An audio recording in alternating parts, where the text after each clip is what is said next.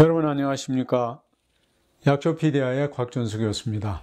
오늘부터 몇 주 동안 임신과 출산 특집으로 한번 꾸려봤습니다.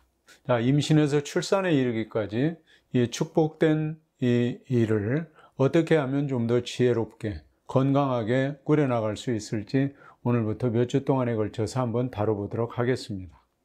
자, 첫 번째 시간으로요. 임신을 염두에 두고 있다면 미리 몸을 만들어야 되겠죠. 이렇게 해서 엄마가 되기 위해서 꼭 준비해야 될 이것만큼은 좀 챙기자 하는 것들에 대해서 몇 가지 짚어보도록 하겠습니다. 그 첫 번째, 단백질과 칼슘입니다.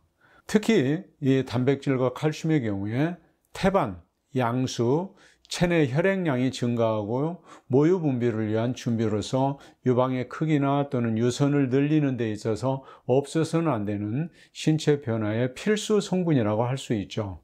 그래서 육류, 특히 소고기를 못 먹을 경우에 콩 제품으로 대체할 수도 있겠습니다만 어쨌든 단백질에 대해서 꼭 신경을 써주셔야 된다는 거.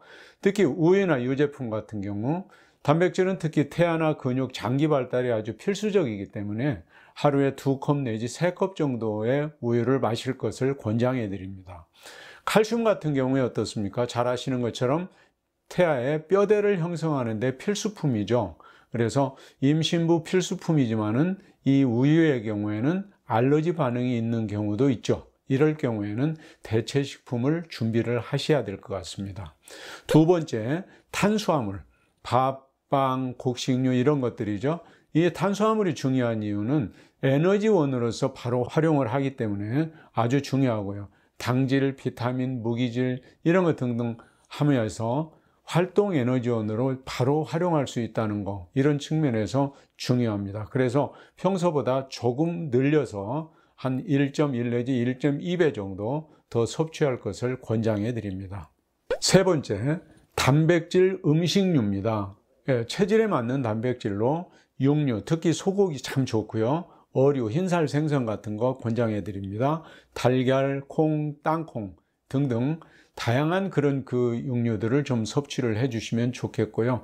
특히 닭고기 같은 거, 근육 속에 지방이 전혀 들어있지 않고요. 필수 아미노산 같은 경우에는 쇠고기보다도 더 풍부합니다. 그래서 닭고기 싼 가격에 단백질을 충분하게 흡수할 수 있다고 하는 점에서 아주 좋은 식품으로 추천을 드리고요.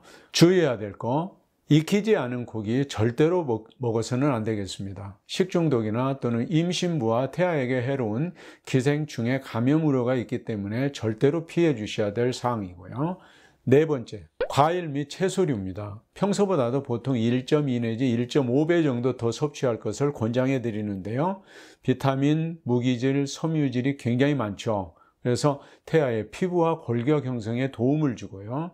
임신부에게도 탄력 있는 건강을 확보해 줍니다.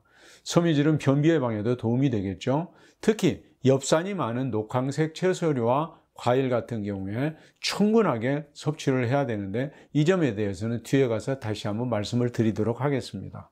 자, 그러면 이러한 과채류들 중에서도 특히 임신을 준비하고 있는 그 어머님들께 추천해 드리는 몇 가지 과일 소개해 드리겠습니다. 첫 번째, 석류입니다. 필수 비타민과 미네랄, 엽산 등이 아주 풍부하죠.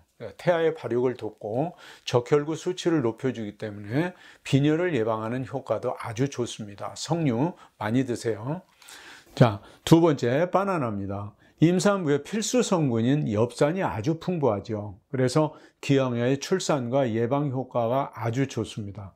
뿐만 아니라 입덧 완화에도 효과가 있기 때문에 임신 전에도 물론 많이 먹어야 좋지만은 임신 후에도 입덧 완화를 위해서 많이 드실 것을 권장해 드립니다. 뿐만 아니라 섬유소가 풍부함이기 때문에 변비 예방 효과도 아주 좋겠죠. 뿐만 아니라 비타민 A, B6, 베타카로틴 이런 것들이 아주 풍부하고요.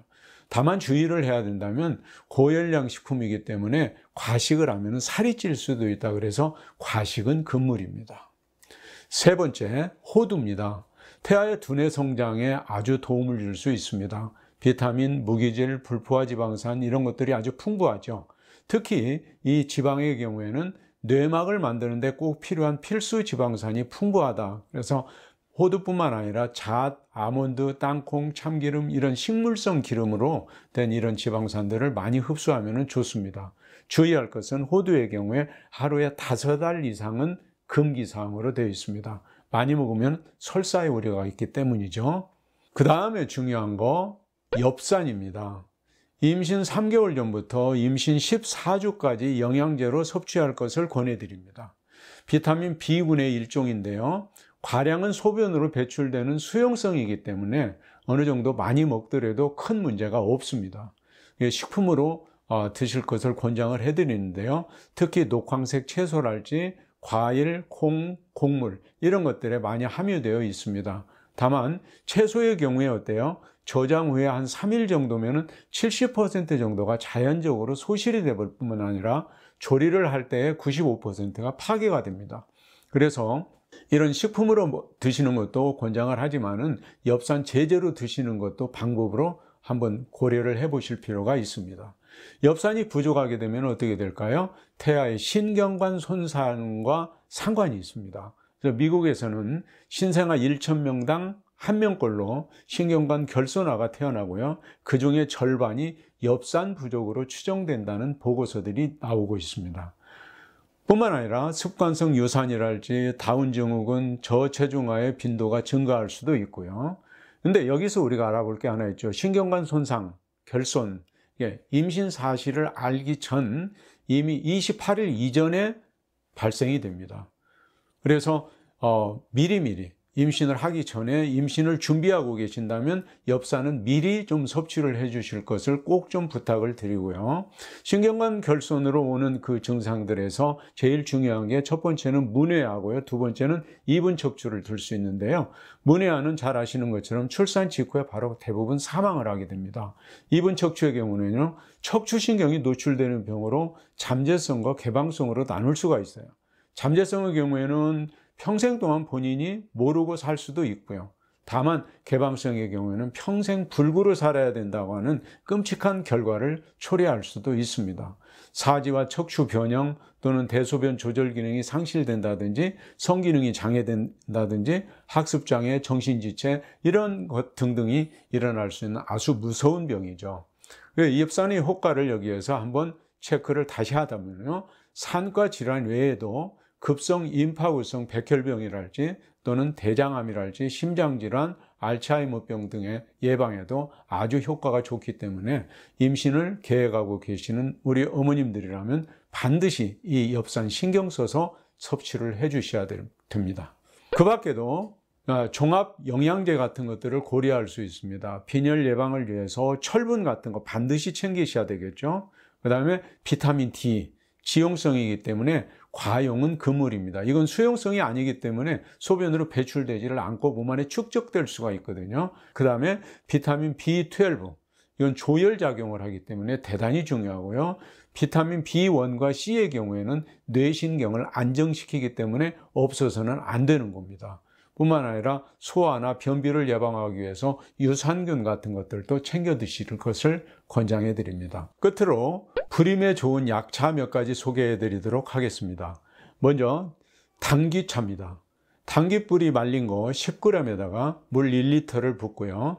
반으로 졸아들 때까지 처음에는 중불에서 나중에 약불로 졸여서 한 2시간 정도 이렇게 끓인 다음에 하루에 한 잔 정도씩 드시면 참 좋습니다. 몸을 따뜻하게 하고요. 생리불순, 신경 안정에도 아주 크게 도움을 받을 수가 있습니다. 두 번째, 우엉술입니다. 혈액순환을 촉진하는데 우엉술만한 술이 없습니다. 반주로 한 잔 정도, 30cc 정도. 세 번째, 차전율무차입니다. 비만으로 임신이 어려운 그런 어머님들의 경우에 특히 이 차전율무차를 권하는데요. 차전자, 질경이죠. 질경이 씨, 차전자와 율무를 볶아서 1:3 비율로 해서 차로 드시든지 아니면 가루를 내서 한 스푼씩 드셔도 좋습니다. 그 다음에 마지막으로 검은 콩가루입니다. 생리불순을 동반하는 불임의 경우에 검은 콩가루를 권하는데요. 검은색 음식은 특히 신장 기능을 돕기 때문에 임신과 출산에 특별히 도움이 된다는 것을 기억해 두시면 좋겠습니다. 자, 여러분, 오늘은 임신 전에 꼭 준비해야 될 사항들 알아보았습니다. 모쪼록 건강하고 튼튼한 몸으로 건강한 아이를 낳아서 잘 기르시기를 바랍니다. 여러분 감사합니다.